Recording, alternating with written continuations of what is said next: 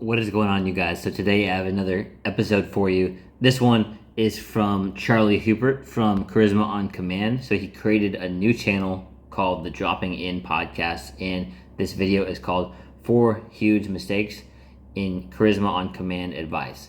So they gave a lot of advice, obviously, around how to be more charismatic. So let's hop into the video.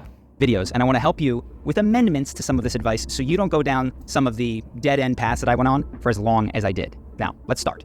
The first thing is actually some of the most, well-liked, I guess, advice that I've ever given. In fact, on a podcast that I did with Dr. K, I mentioned this and it became the top upvoted comment. It was a mantra that I had early in the COC days, and it was that if I was out in a social situation and I felt anxiety that was not related to my physical safety, I had to go do the thing that was making me feel anxious. So if I was out and I was attracted to a woman that I saw at a bar, I had to go start a conversation with her. If I was standing in line at a Chipotle and I heard a topic of conversation that I wanted to participate in but wasn't sure, I had to leap into that too.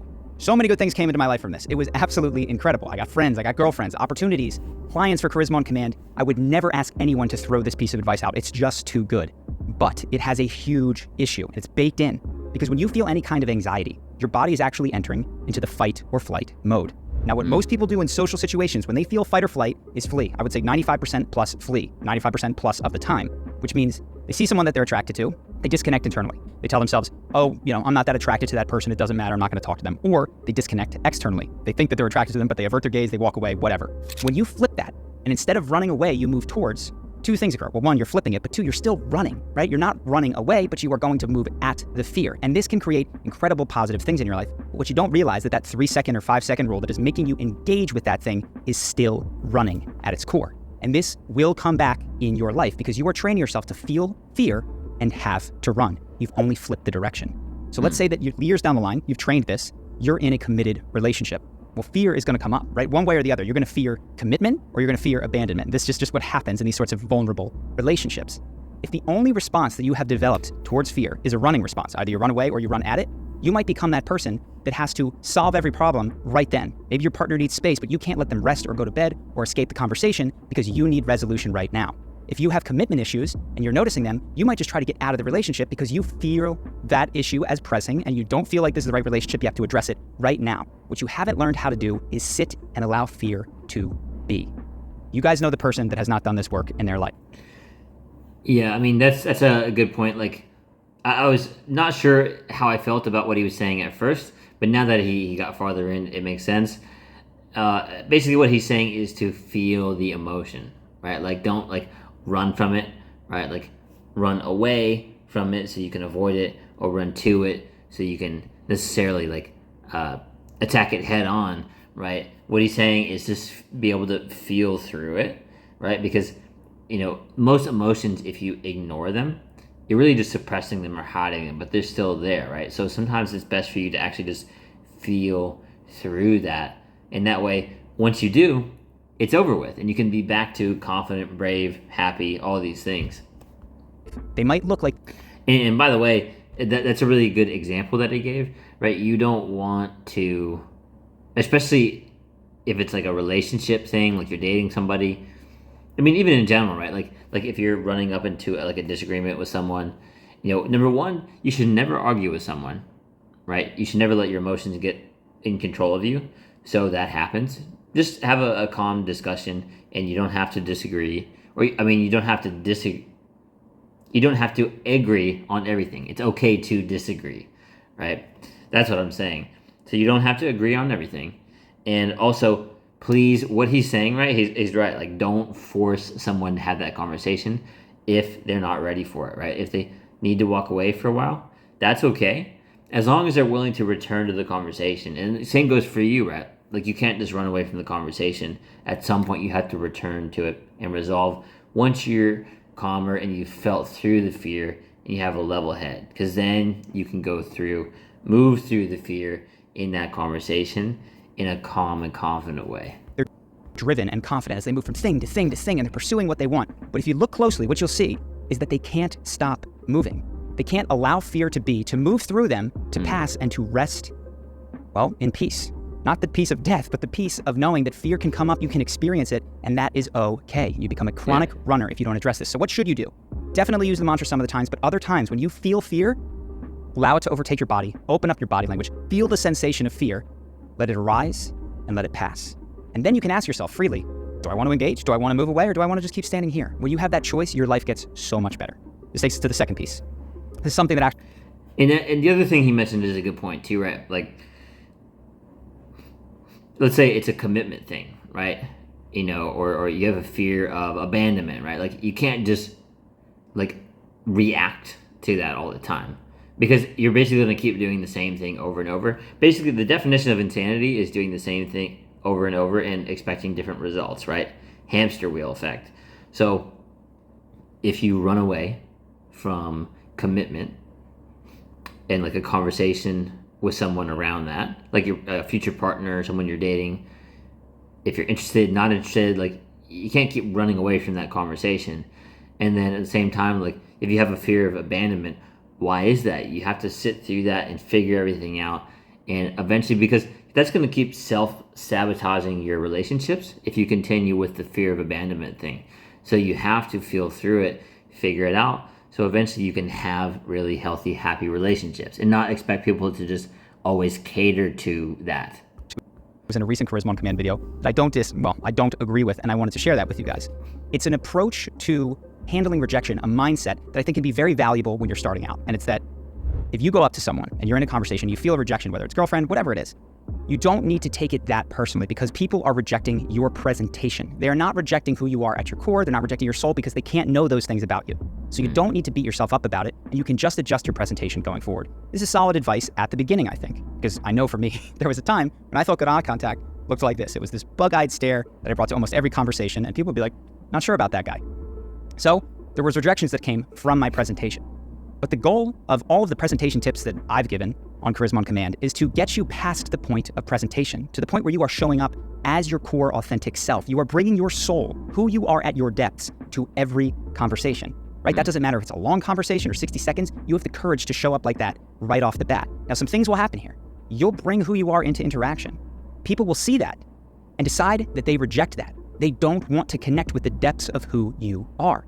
And if you in that moment tell yourself, I can try a different presentation, they don't deeply know me, what you're actually training is different social masks. And you become someone, you might know someone, who has a different mask for every situation, because their goal is to fit in, not to find the place where their authentic self fits in. Yeah. This is what you want to do.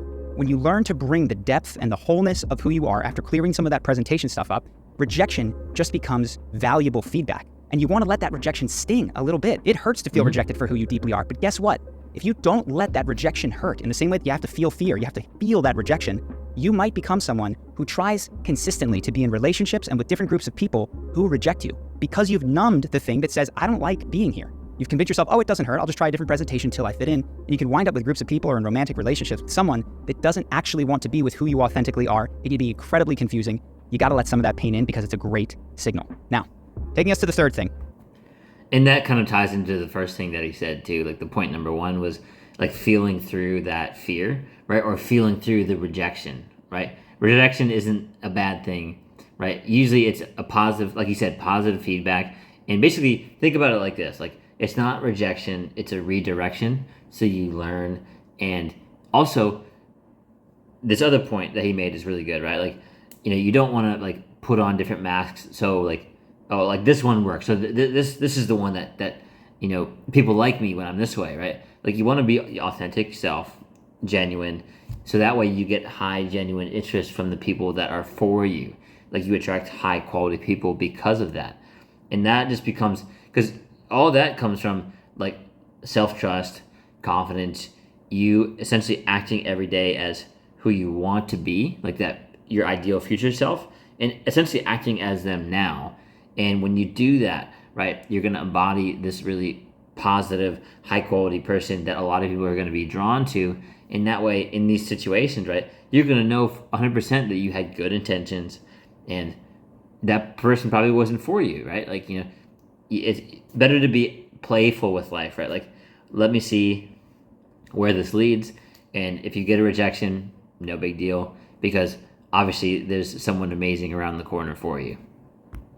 Something that wasn't in a lot of videos was listening. And I forgive myself because, well, you guys, the audience, don't really want to hear too much about listening. I think this is something that is just true of our culture. We all want to be the person, or at least many of us do, who has eyes on them, who has people listening to them, who gets followers following them. Very few people are asking the question, how can I listen more deeply? And I get it. You can have tremendous amounts of success, material, romantic, and otherwise, without being a really great listener. What you don't get to do is have the privilege of having someone vulnerably open up to you so that you can feel a deep, deep, intimate connection. You cannot get that without deep listening. And I know some of the things that can be in the way of this, I'll speak one of them, just so that you have an idea, because listening is a huge topic. One of the things that can get in the way is a lack of boundaries. Something that I didn't realize was going on in my life that became a strength and a weakness was that when somebody had a problem in my life, this is why I give advice, by the way, I felt it was my responsibility to help them through that problem. So if somebody came to me with something that wasn't working in their life, immediately all of these thoughts and ideas would start bubbling up in me, and it would be all I could do to bite my tongue and not just rush out telling them all of the ways that they could solve the problem. And oftentimes, I couldn't bite my tongue. Even when I did bite my tongue, it was written on my face that I was trying not to say something. When you are like that, and there's so much internal chatter while other people are sharing with you, it's impossible for you to listen deeply. So what can you do? Well, you've got to clear up your own stuff. People that have a lot of internal chatter often need to get it out. That can mean free writing, that can mean breath work. It can also mean therapy. This is a larger topic, but listening, I wish I hadn't slept on it for so long because it really adds depth and value to your relationships.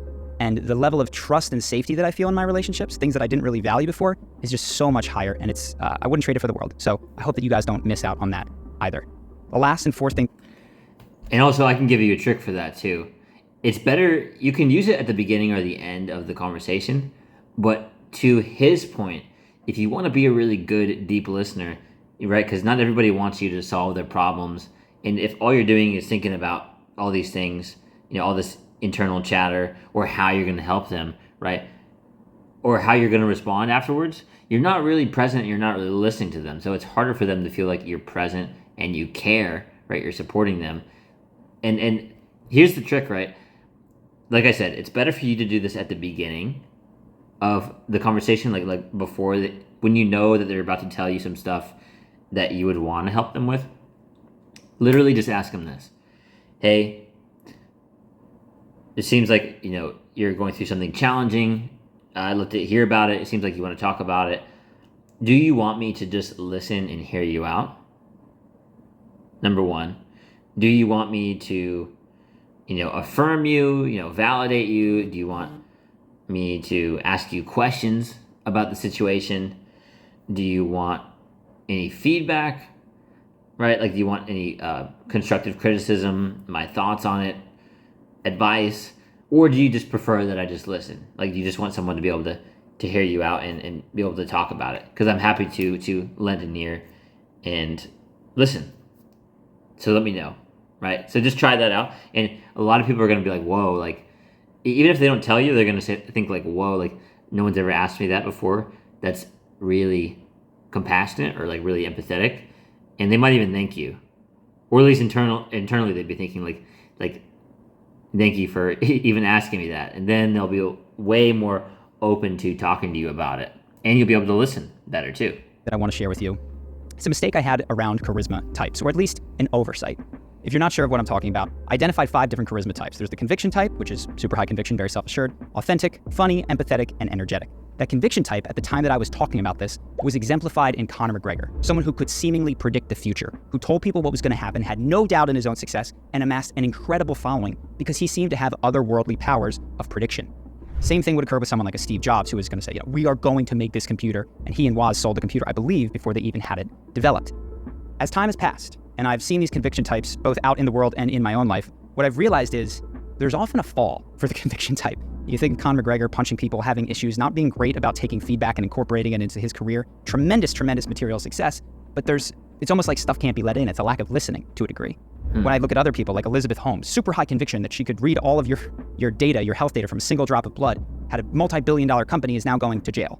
Even Elon Musk, someone who's been very successful, but his conviction, I believe, is something that is in the way of his success and popularity, even though it is an incredibly important piece of his success and popularity. So what I would say is this: if you're not careful with conviction, it is like nitrous oxide at the beginning of a race. It will shoot you off to charisma and material success extremely quickly. But if you don't get a handle on it, if you can't incorporate listening and authenticity, it will burn you out very quickly.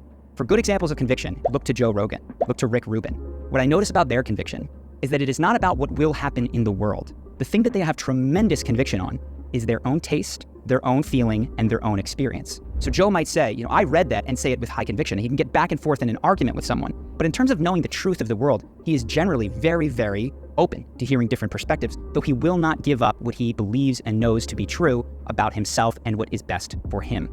This is the kind of conviction that, blended with authenticity, makes your life better. You can carve out your own career much like Joe did. Nobody thought that he was going to be able to do the path that he did. Now everyone wishes that they'd started a podcast when he did. So those are the 4 things. Well, not the 4. In fact, there's probably quite a few more that I could do. But I hope that you have learned something from this. I hope that you adjust courses a bit faster than I did. Now, if you've enjoyed this video, please consider subscribing. That last point's a really awesome one, actually. I mean, being able to be convicted and consistently authentic, right? Because sometimes he mentioned some of these guys and we all know someone like that too, right? They're convicted, but they have a big head about it. They won't listen to advice, and sometimes they have to learn their lesson first, right?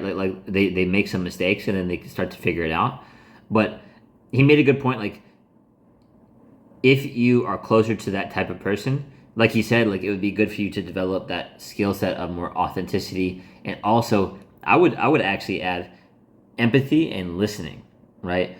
So being able to, it's like if you were doing some kind of job, right? Like in a lot of sales jobs, they listen on each other's calls and they provide feedback for how they could do better next time, right? Even if it was a successful sale, right? They'll listen through and just find little points where they could improve and tweak their process. So they're just the sword is very sharp and it's very easy for them to do really well going forward. So what he's saying, right, is some of these guys, they have an ego or don't really listen when it comes to constructive criticism or feedback, even if it's well intended, right? Basically, they won't hear you, and sometimes they will hear you after they made the mistake, or sometimes they just need to develop that skill set of listening a little bit more. So I really like what he was talking about. His name is Charlie Hupert. He's got a lot of really great podcasts. Obviously, his original YouTube channel is called Charisma on Command. Very helpful when it comes to confidence, getting out of shyness, building your charisma. And I hope that this video helped you guys in some way. And thank you for listening. See you in the next one. You got this.